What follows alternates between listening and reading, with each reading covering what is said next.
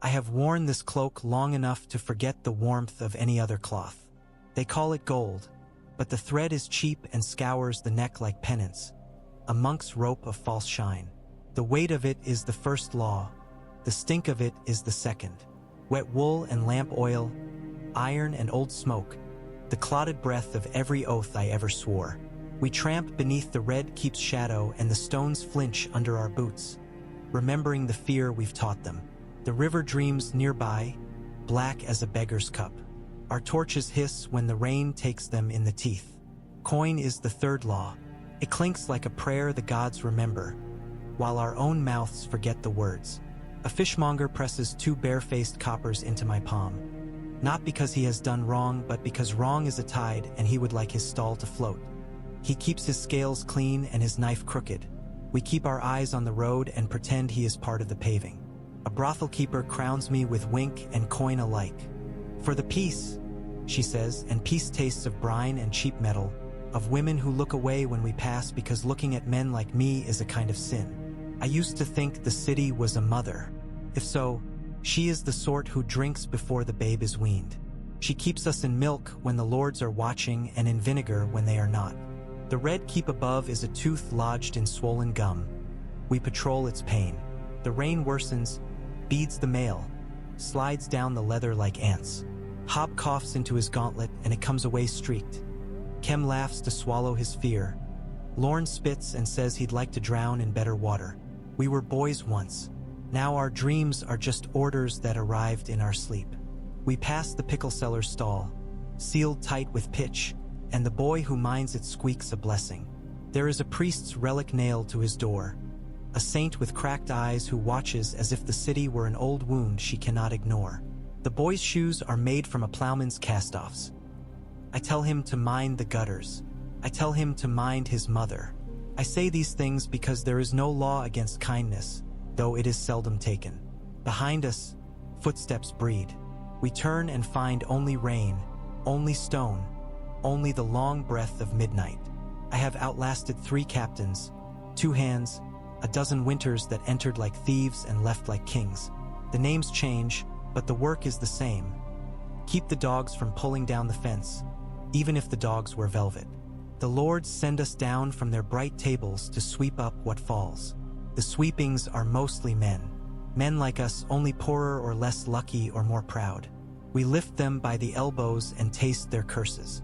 Sometimes they lift us in turn, but those who lift a gold cloak do not linger in the streets. They are made examples of, and examples become sermons the city recites in blood.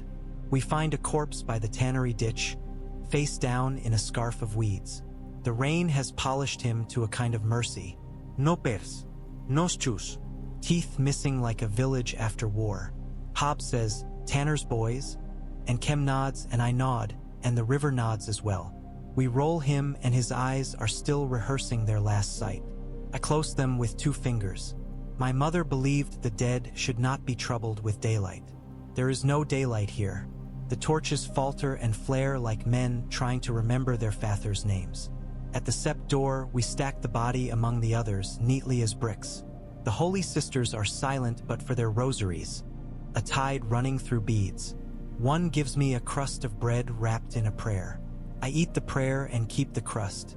In another alley, a cat thrones on a cask, monarch of fishbones, the only creature who keeps his own counsel in this city of rented truths.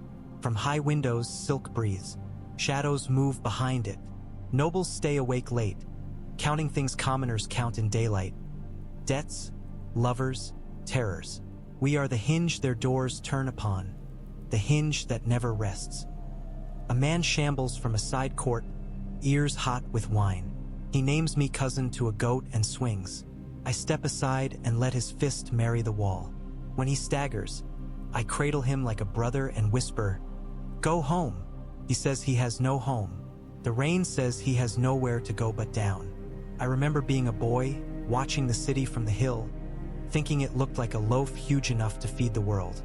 Now I know you can starve before such bread and never touch the crust. We move on. Our shadows hop like frogs in the torchlight. Sometimes the red keep speaks, not in words. A cough of gears, the hauled chain of a gate, a trumpet too proud for the hour. Says order, says, do not let your thoughts climb. I hold my thoughts low where the rats keep theirs.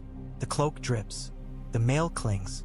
My hands are a stranger's hands, good only for holding other people's trouble. I remember a woman who sold pies from a broken tray.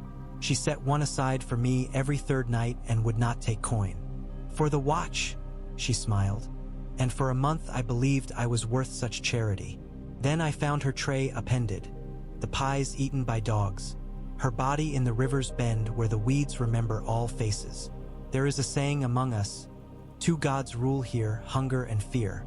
We dine at their table, drink from their cups, and sweep their crumbs into our pockets. My captain says loyalty is the iron we eat to keep us standing. I nod and chew, but I have learned this as well. Even iron rusts in the rain. The city is a beast that nurses on oaths. We are the milk it spills. When dawn comes, gray, chapped, without music, we will tramp up to the barracks, hang our cloaks by the brazier, and smell the smoke, find every lie we've told. Then the bell will swing again, and we will go where the sound sends us, like dogs who hear the sea in a conch and run toward it, believing it is home. The tannery quarter wakes before the sun, because the sun dislikes this place and visits it sparingly. Smoke rises with the patience of men who have nothing else. The hides hang like flayed banners from poles, saints of stench and patience. We come because the river delivers what the city cannot digest. The cart waits with its slumped harvest, rivermen rubbing their hands, arguing over whether a body counts as cargo or curse. I take names where I can. Most of the dead answer with a silence that knows me too well. A girl with a birthmark like a crescent at her jaw brings us boiled water and warns us not to drink. I laugh and drink anyway. The cup is chipped and seems to bleed. I have bled worse from less. Kem pokes a corpse with the butt of his spear and says, "This one's had counsel with a knife." I nod. The wound is neat, like a purse stitched by a careful mother. The river gives all alike. Lord, thief, saint, whore. By the time it is done, their pockets match. I have seen rich men unbuttoned by the same cold that clothed peasants all their life. Death is the only tailor without favorites. The skinners watch us with the look of men who have learned to keep their souls in their pockets. Their knives are religion here, sharp, clean, never bragging. One steps close and mutters that a brawl took place before dawn, 3 streets up by the dung gate, over a girl and a handful of rotten oranges. Oranges, he says, tasting the word like a lord. Men died for them. I believe him. Men will die for anything that smells briefly of summer. We climb toward the dung gate and the city greets us with her usual courtesy. A slap of smell and a rumor with teeth. The alley of the brawl wears its blood in loops and questions. A shutter hangs like a broken promise. A rat attends service at a cracked jug. Old Nan, who sells nails one by one from a piece of cloth, points with her chin. "Tanner's boys," she says, as if repetition could make a prayer come true. We hammer on a door until a face appears, sour as last week's porridge. The boy inside has hands that remember clutching something. We take him to the courtyard where memory sits better. He weeps and swears and weeps again. I do not beat him. He is already a sack of bruises sewn from the night's needle. I ask him who started the quarrel. "Hunger," he says, and I almost smile because the boy knows the city's true tongue. A steward arrives, slippered and careful, with a purse that talks like a friend. He says his master would not have his household named in a watchman's tale. He says his master laments the death of that unnamed man very much, and more very much which requires silence. I can smell the castle kitchens on his breath, rosemary, fat, a hint of roasted bird. He offers coin and it gleams like doctrine. Hob looks at me. I look at the purse and see my mother counting holes in her cuffs. I take the coin. The steward vanishes, lighter by a lie, heavier by his own kind of sin. We bring the boy back to old Nan. She tucks him under her wares as if nails could keep off wolves. They cannot, but there are small mercies that shift the weight of the day, and I gather them like pebbles in a pocket. A bread seller drops a heel on purpose. A bawd lets a girl nap between her own knees. A cat leaves a rat on a doorstep, payment for kindness long forgotten. I mark these as I mark crime, because both are features of the same weather. The rain returns like a man who owes money. I let it wash the steward's coin until it grows dull enough to be real. By noon, our boots have grown the legs of old men. We stop at the steps to drink from the cracked cistern. The water tastes of stone and prayer. I remember a night when I let a cut purse run because his hands were shaking too hard to hold his own breath. He left a silver stag on my palm in thanks. I kept it for a year, rubbing it like a charm before bad shifts, then spent it on a child's burial shroud. The mother never learned my name, and that was right. The city licks names off the skin. Best to let it. A messenger in house colors no common man wears finds us in the alley where the gutters meet like old men whispering. He carries orders folded with ribbon, perfumed so that our hands will stink of laurel after we touch them. The words inside are few. Present yourselves for a private matter. Come quiet.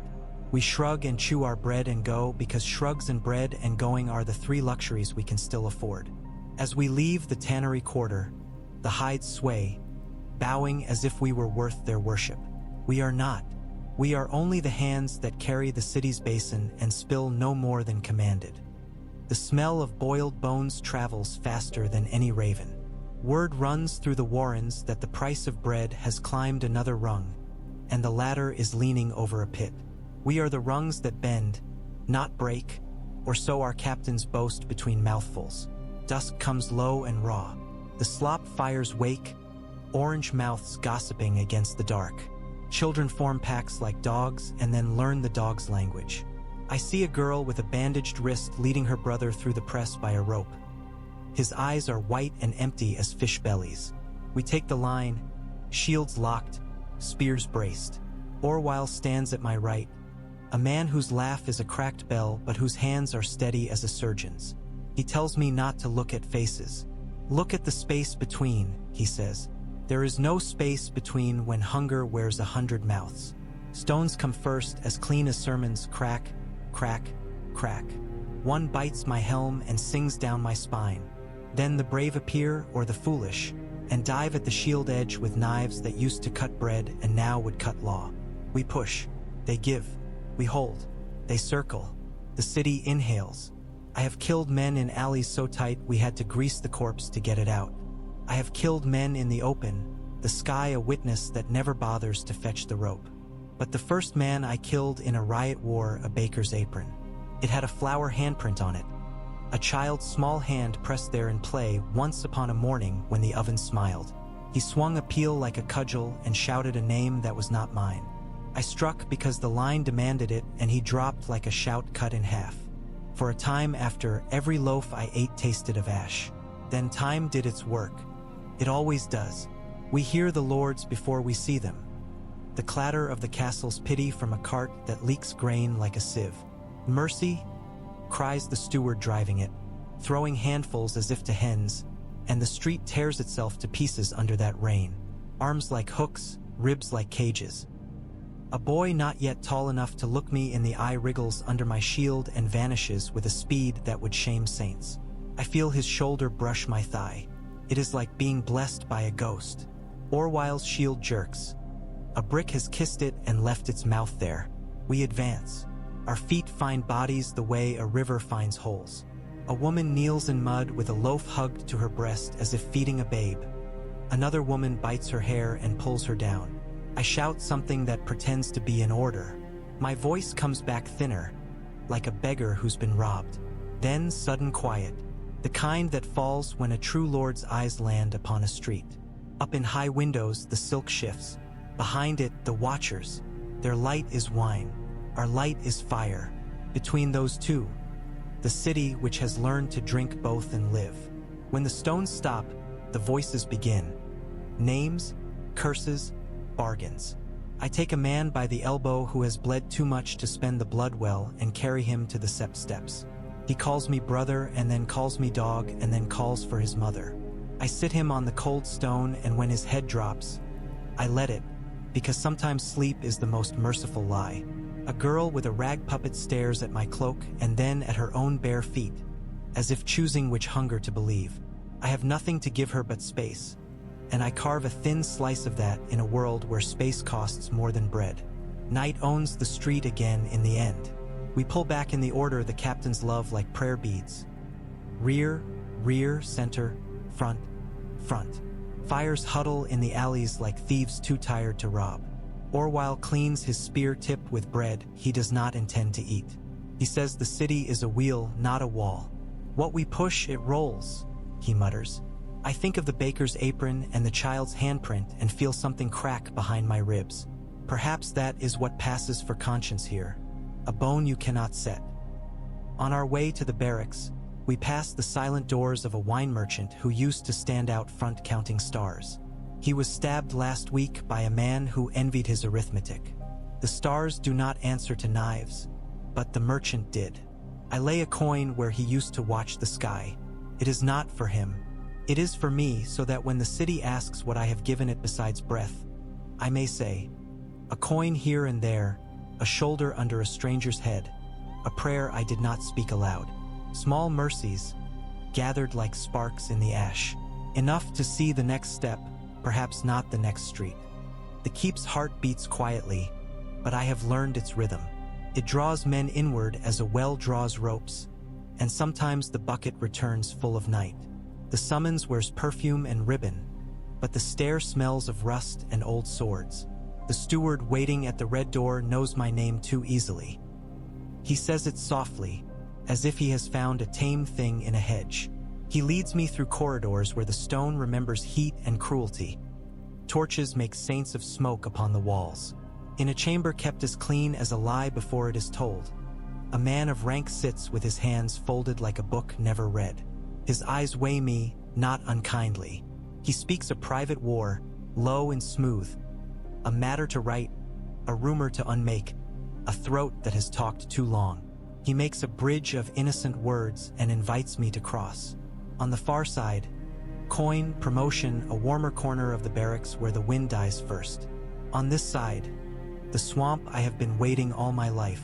He does not say the name of the man whose voice must be ended. He does not need to.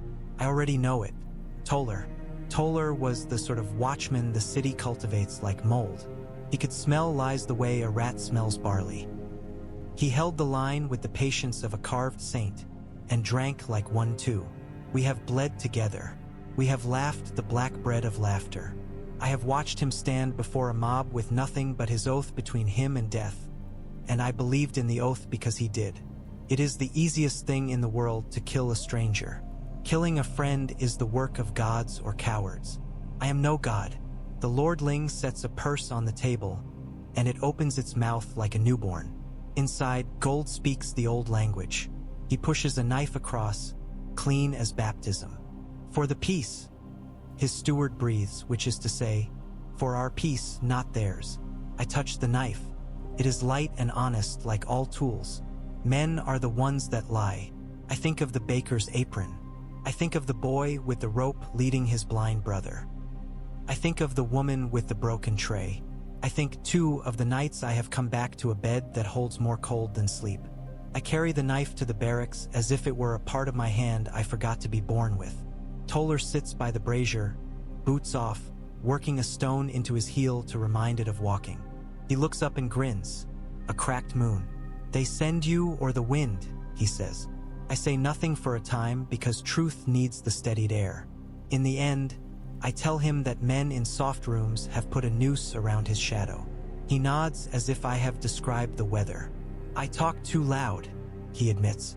I told the truth like a drunk sings. This city does not enjoy songs that are not hers. We walk to the yard where the rain puts out the stars one by one. Toller takes the knife from my palm and weighs it, not unkindly. You keep it, he says. Your hand remembers it better already.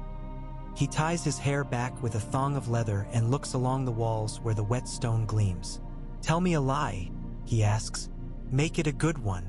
I tell him we will both live to be old men fat as sausages, and he laughs until the laugh sours into a cough. Good enough, he says, and then he kneels as if to pray, and I do the work like a valet dressing his master. After, I carry him to the sisters because that is what you do when you have been both priest and slaughterman to a friend. They say nothing. They wash the blade and keep it. Perhaps they will use it to cut bandages for a stranger whose blood is cleaner than ours. The Lord's steward meets me in a cloister where the wind rehearses its sermon. The purse passes. My hand does not tremble. Later, alone, I pour the coins onto the floor and watch them choose their resting places, settling into the cracks the way water will. They look like a map of a country I have never visited. I sleep at last and dream of the river carrying loaves instead of bodies, of a city that smells of rain and nothing else. In the morning, I wake to boots, to orders, to the bell that rings like judgment. The cloak itches. The mail kisses my skin with 1,000 little teeth. Orwell reads my face and says nothing, which is the kindest thing a man can do for another in this trade. We go out again. The red keep throws its long shadow and I stand inside it, small as a prayer pinned beneath a lord's ring.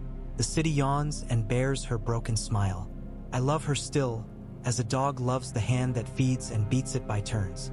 I go where she sends me. I do what she asks. And when I am done, I will be dust she sweeps into a corner, a gray hush no one trips over on the way to the breadline. I trust the river less than any man, for it tells the same lie in 1,000 voices. Promises passage and eats cargo. Promises depth and gives you mud that grips like a debtor's hand. Before sun, when the fog is a second skin and the gulls croak their hunger like old judges, we work the docks with our torches held low, as if light were contraband. Ropes creak, pulleys mutter, the tar in the seams cold as priests' eyes. The lantern on the post swings and the skiff below noses the pilings like a rat that has learned to pray. The harbor master sent us a whisper folded in sour wine. Boats doing business when dawn has not yet bought the stall. The whisper named Eel Steps, which is where men drown without causing a ripple on the city's face. Orwell stands to my right, a shadow with teeth. Hob is a cough-made man. Kem rubs his spear with a rag that used to be somebody's shirt. I taste the air. Fish, rain, rope, a drop of lamp oil you could measure a mile away if your nose had lived a life like mine. The fog slides across our boots like a tame cat and then remembers its wildness. The skiff comes in silent, oars feathered like a woman who wants to leave the bed without waking the man beside her. The men aboard make themselves small. That is how you can tell they have learned the city's lesson. Stand tall only when someone richer has told you to. I step from behind a bollard and the fog parts like a curtain drawn by a bored hand. By whose leave? I ask, which is the old question because there are only two leavings here, the rivers and the red keeps. The taller of the pair answers with a smile that has counted coins all its life. By the tides, he says, and I do not laugh. We bring them in against the pilings with spear hafts and old words. The skiff's belly coughs sacks up like a greedy child forced to share. Grain first, hard, honest, the smell of a prayer you can bake. But the sacks underneath are too light for wheat and too quiet for beans. I slit one and a white scent climbs out, slow as a ghost feeling its way back to the world. Poppy, enough to turn a street into silence. Enough to let lords sleep while other men forget their pain and their names and their debts. I close the sack as if shutting a mouth I cannot argue with. Ship's medicine, says the tall one, chewing courage. For sailors' bones. Orwell's laugh is a blade laid gently on a throat. Hob pries open a crate and finds a copper seal that once belonged to a house whose windows are taller than the men who clean them. The seal rides its bed of straw like a saint traveling in procession. I hold it up. Whose? I ask the fog. The fog says nothing and neither does the man with the coin-counting smile. Kem shifts his spear. We have standing orders. Take what feeds the city, break what poisons it, let the river judge the rest. The tall man tries a different prayer. His purse appears shy and promising. For the peace, he says, the same hymn men sing in cellars and chapels alike. I could write the music by now. Orwell looks at me as if the river has offered us a choice of drownings. I take the purse.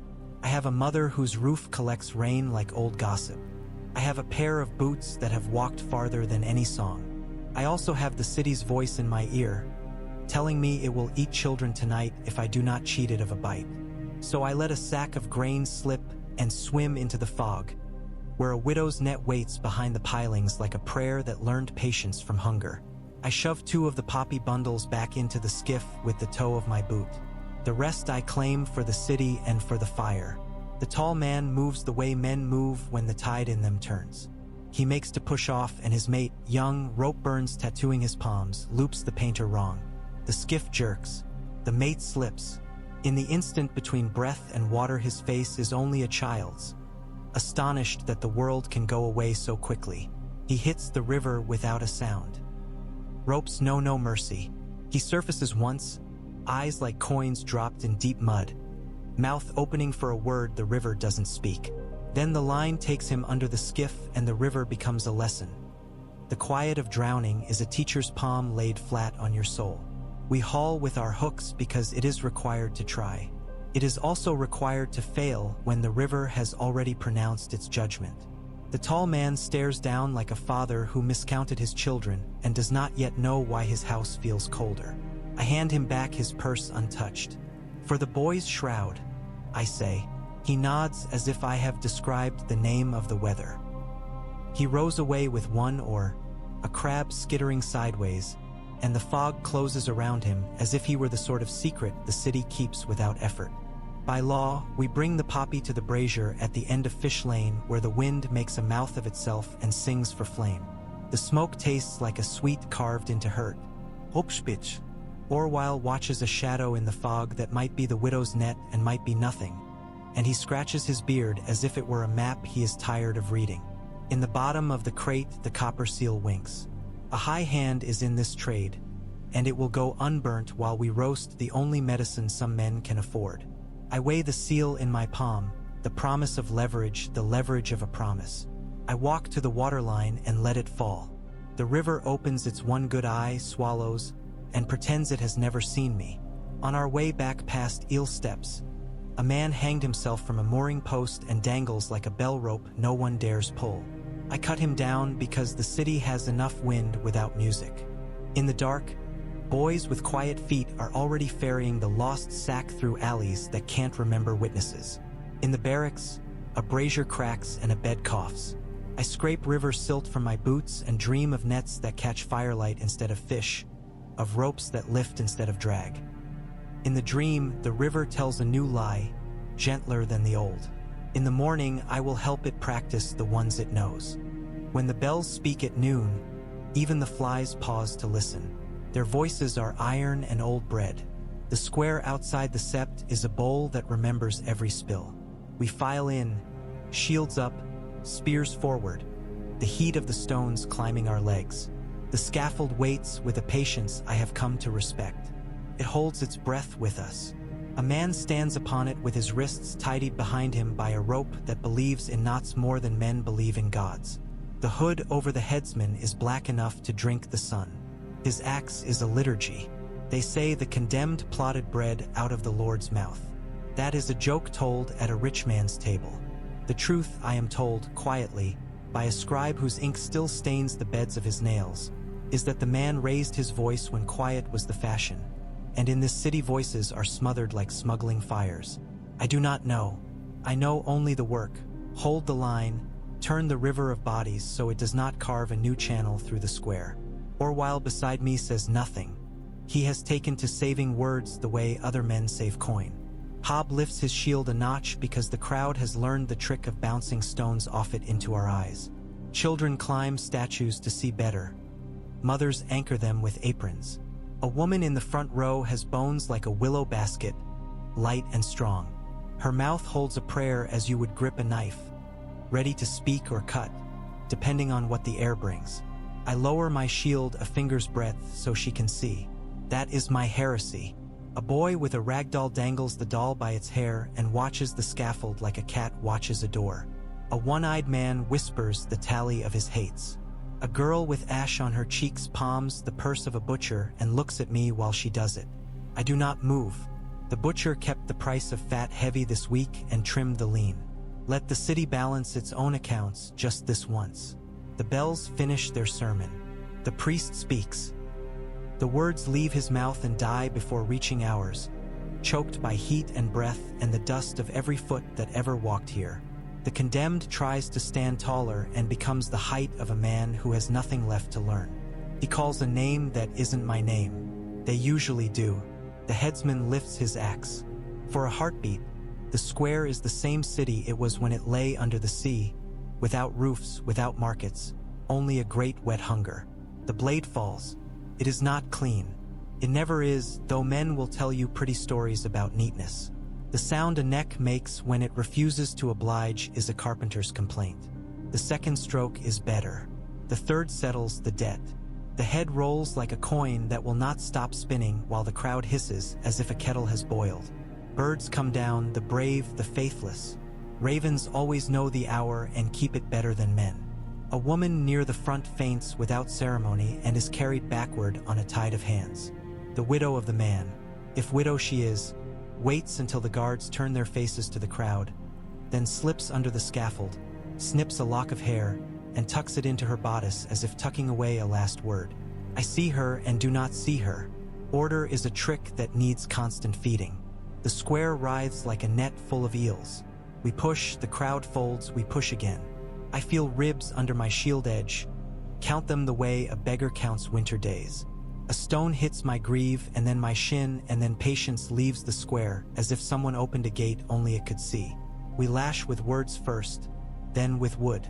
Orwell takes a cut across his cheek. It looks like a new mouth that does not know how to speak yet. A child loses a shoe and then loses his mother and then finds my leg and wraps both arms around it like a small desperate rope. I stand over him until his mother's voice threads the noise and stitches him back into her skirts. When it is done, when the head is in a basket as reluctant as any to do a lord's errand, we stand sweating in our iron shirts and watch the square fall back into the shape of a city. Streets reappearing where there were none, anger hiding under laughter, hunger slipping its mask back on. The priest blesses the scaffold, which is generous of him. He does not bless the hands that built it or the hands that held the line. We do not need it. Our blessings are smaller. A waterskin passed, a crust shared, a bruise that will darken tonight and teach a modest lesson to pride. Back at the barracks, the captain reads new orders in a voice that has never known doubt. Words like sedition and tongues and example line up and stare at us until we look away. We are to watch the corners where men say more than bread names. We are to visit those who gather when the bells are asleep. Orwell cleans his spear with a strip of the condemned man's notice, the letters turning into a gray paste. Once we swore to the city, he says. Now we swear to the shadows it throws. I do not answer. He is not asking.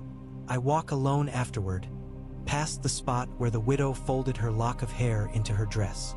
I leave a copper as big as a thought under the lip of a step only the devoted will find.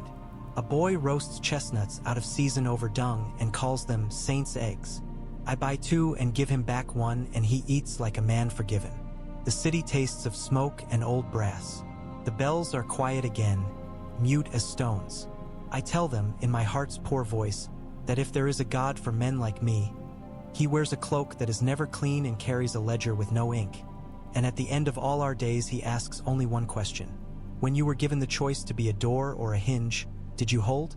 Night comes the way it always does, down the alleys first, then across the squares, then up the palace walls last of all. I lay my head on a straw pillow that remembers other necks. The square will be swept by morning. The ravens will roost fat and content. The boy with the rag doll will learn a new game that requires no doll. In my ear, the bells ring once more. A phantom toll only I can hear. It sounds like a name I will not say aloud. It sounds like Toller, laughing at a joke that wasn't funny until he told it. I sleep because the city commands it, and I obey because obedience is the last mercy I have left to give. The city sleeps the way a drunk dreams, fitful, untrustworthy, full of teeth. I sit where the coals still breathe and watch them die one by one. Each spark reminds me of a name I once knew, each curl of smoke a story that will not be told again. Outside, the night exhales.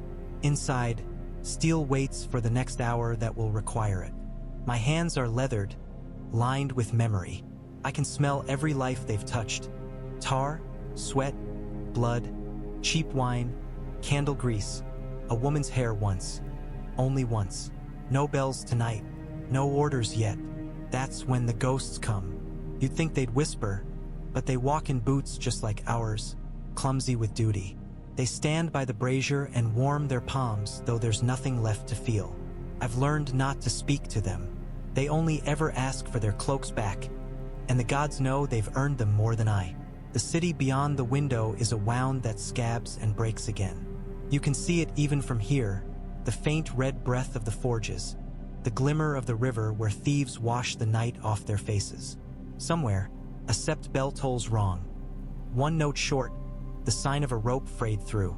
Somewhere else, a child is born who will never see the inside of a castle, and perhaps that's mercy.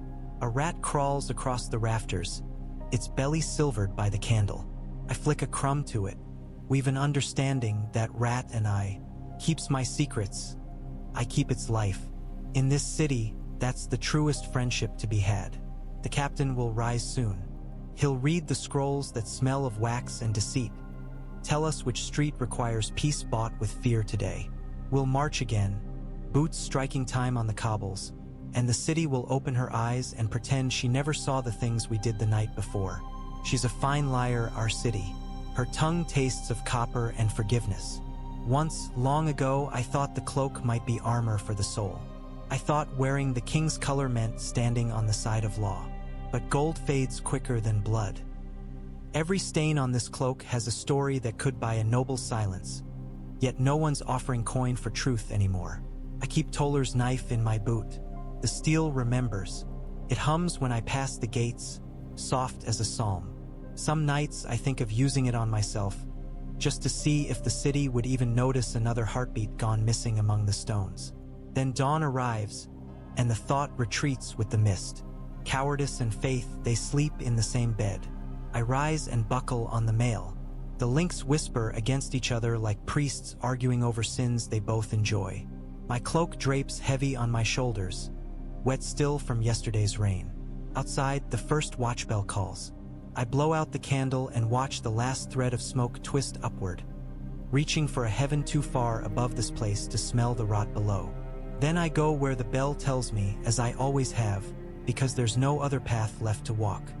The dawn drips like rust from the sky. The gates groan when we open them, same as men stretching old bones. The city pours in. Fishmongers, dung haulers, mummers with eyes like thieves and thieves with smiles like priests.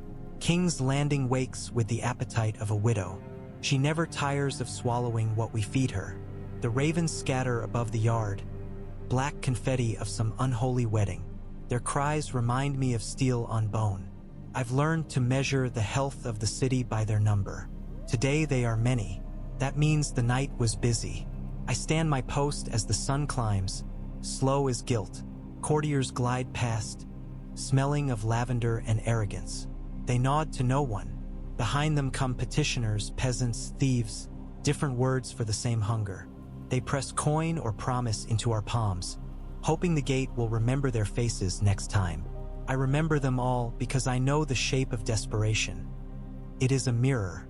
From the high steps, I glimpse the court gathering, lords, ladies, the hand himself.